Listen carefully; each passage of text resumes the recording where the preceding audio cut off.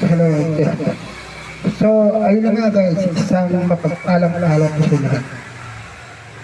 Ngayon ituturo natin kung paano tumagal ang Badya City 125 Kausapin ngayong 2026 base sa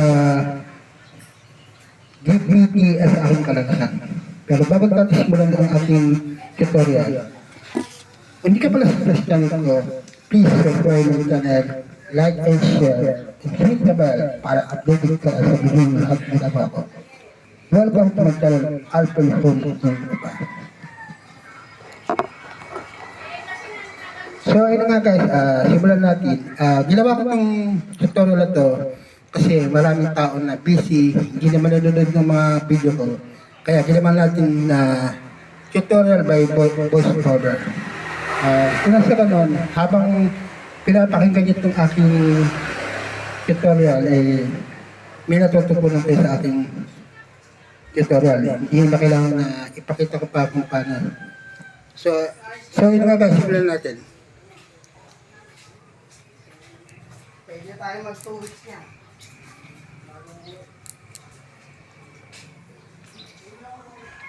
Yun na nga, base sa nabasa ko sa karanasan ko. Para mabatiling maayos ang takbo ng Badya City 125 ngayon na ginagamit nating pampasada. Importante ang regular maintenance at maingat na pagmamaneho. Matibay at matipilip na talaga ang City 125 basta mahalaga na sa tamang paggamit. Ano ang mga bagay na importante natin gawin para tumagal itong ating City 125 na motor? Una, kung araw-araw natin siya ginagamit, kailangan mag-change oil tayo regularly. Dahil yan ang pinakapalang tubo ng makina, change oil, para yung kanyang mga makina, tulad ng makina niyan ay mapalatili takbo. Kasi yung change oil habang ginagamit mo, nag-ano yan, lumalapot na lumalapot. Ang tendency niyan, dumudumi, nasusunod, doon sa makina na pupunta yung dumi. Kung pinapalit mo na yung kada buwan, mapapalatili natin ang ganda ng handar ng ating motor. Bali sa mga kailangan natin ng 1,500 na o 2,000 kung pang araw-araw na pasada. Sabihin, kung naka 1,500 kilometers per hour yung takbo ng motor o kaya 2,000, piliin natin siyang palitan ng langis. Yung iba kasi isang buwan, basta papasada, pwede na rin. Gumamit ng delikadad langis. Sabihin, bumili tayo ng mga langis na provided dun sa Badya City 125. Pag natin tipirin, maaari yung magagandang klase na langis ang ating bibili. Hindi natin magbabanggit basta yung magagandang klase. Kasi yung magandang klase ng langis at napapalit ka ng taste oil, maganda ang klase. Kasi di ba pag matagal na ginagamit yung motor na hindi ka napapalit ng langis, hirap magbawas ng klase, matigas ang iwas. Kasi yun nga, bumibigat na yung takbo ng makina dahil marami na yung langis. Kaya di dapat natin tipirin ang ating mga pagtitensyon ng motor.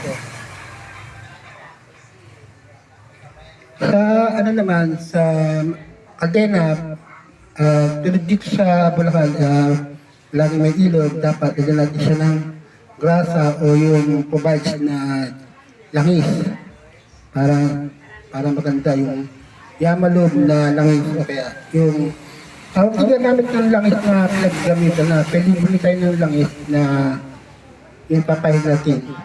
Sa akin ang the best is konting pahid ng langis. Wag yung wag yung tawag dito,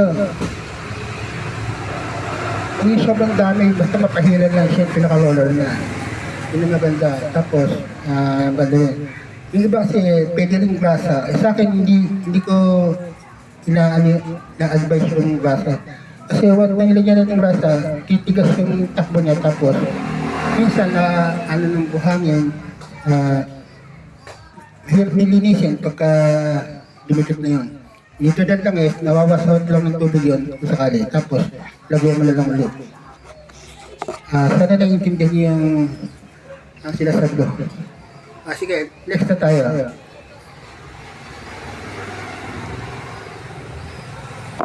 Ito ba yung ito.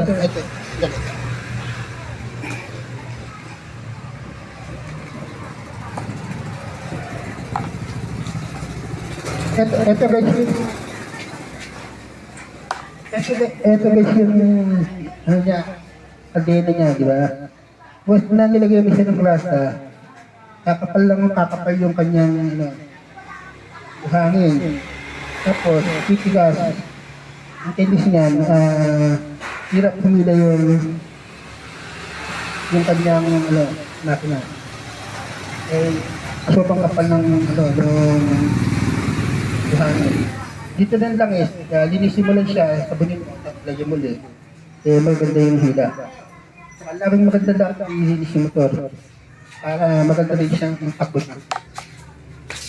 So, yung muna, ang ilan natin, yung paglalagay ng langis.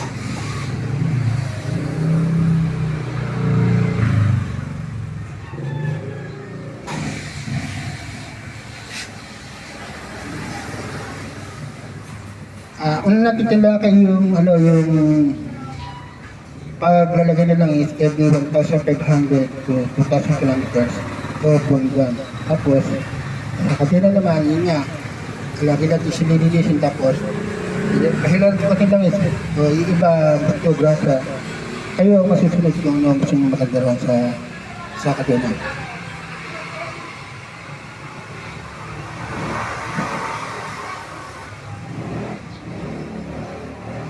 Tingnan din natin yung ating mga gulong kung laging naka-align siya. Kasi once kinaka-align yung gulong ng motor, may tendency na madaling maupog mapagpig yung gulong.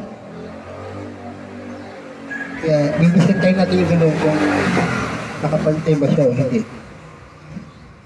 Tapos sa badya, kailangan pinapalag natin yung filter niya.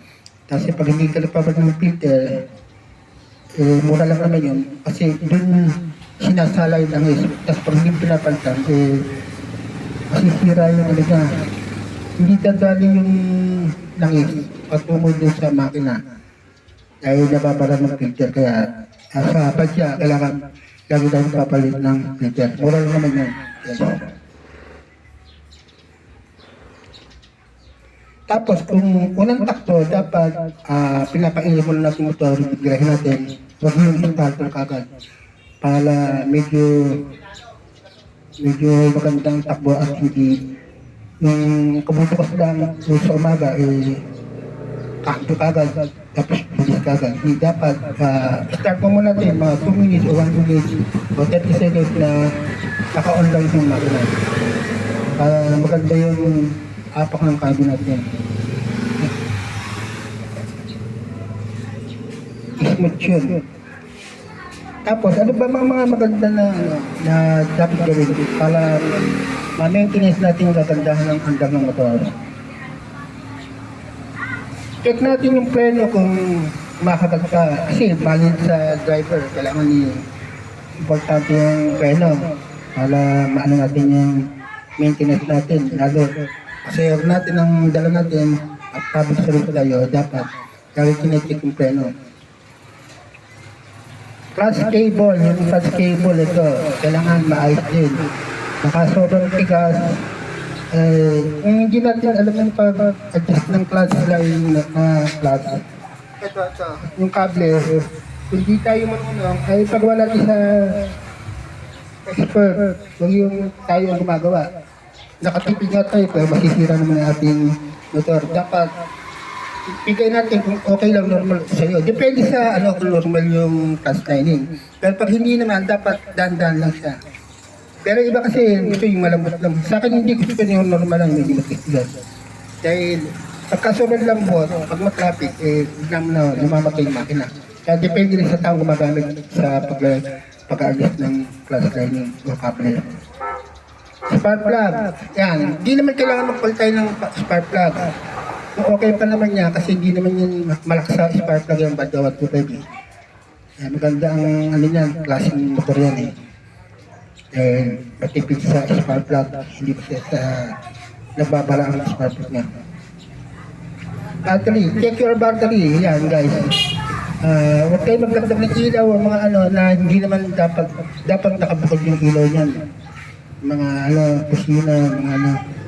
Kumbaga sa ano, lahat ng mga parts ng motor dapat yun lang nagpo-provide sa baterya. Sa motor lang ng badya. Kung gusto magdagdag ng ilaw din sa site yan, dapat nasali tayo ng bukod na baterya doon. Para sa akin na kasi mas na dinagdagan mo yan, kakain ng baterya yan. Kasi sira yung baterya mo, kasi hindi naman provide yun para magdagdag ka ng ilaw. Dapat kung ano lang nakalagay sa motor, yun lang ang ano mo. Lalagyan mo. Carburetor, yung carburetor dapat lilinisin niya. Sa tingin ko ang badya, basta napapalit ka kagad ng ano, ipapalit ka ng langis, saka magandang mo sa dito mo.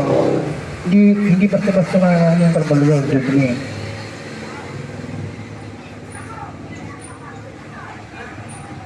Tapos, pag halimbawa umuulan, hugasan ng baldawan kapag para, halimbawa naulan na, ulan, hugasan mo baldawan ng mga pads, linisin mo, o kaya meron namang 5 piece na ano dyan, na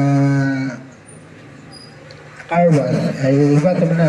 Lalo dito sa Bulacan, diba yung maraming ano dyan, tawag ito, ilog na nagdadaanan. Papasok mo sa kadena, papasok sa mga ano. Ikalos mo na 5 piso. Pero huwag mo ikakalos na may makina, palamigin mo muna. Tapos kahit sino, pagka bigla mong pinalamig yan, masisira yung mga makina niya, malis sumabog pa yung ano niya, makina sa loob. Kaya kasi mainit, bigla mong babasahin. Dapat, gawin mo, pahinga muna, wait muna, 1 oras siguro, malamig na makina. Parang tali mo, sa aming kalwas, okay, linisin. Yun ay para sa akin, yun ang dapat. Hindi yung galing ka ng biyahe, malayang biyahe, tapos dilinis mo. Pahingayin mo lang. Basta wag kang mag-overnight na hindi linisin. Yun lang naman yun eh.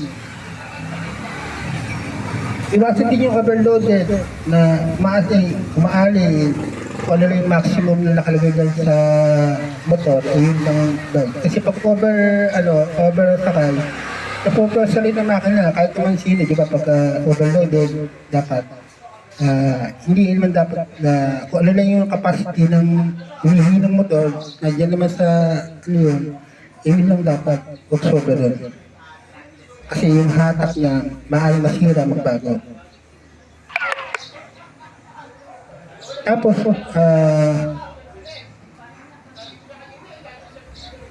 kaya, yun lang guys, next time tuturo ko yung kung paano linisin yan, paano, sa ngayon, yun lang muna masasabi ko. Bye-bye, good vibes to you, God bless you all. See you people, bye-bye. Sana may natutunan kayo sa pamagitan ng voice over lang po. Salamat po sa pakikinig at palunod na yan. Keep safe and safe life. God bless you everyone. Bye-bye. Peace out. See you amazing people. Bye-bye. Thank you for listening.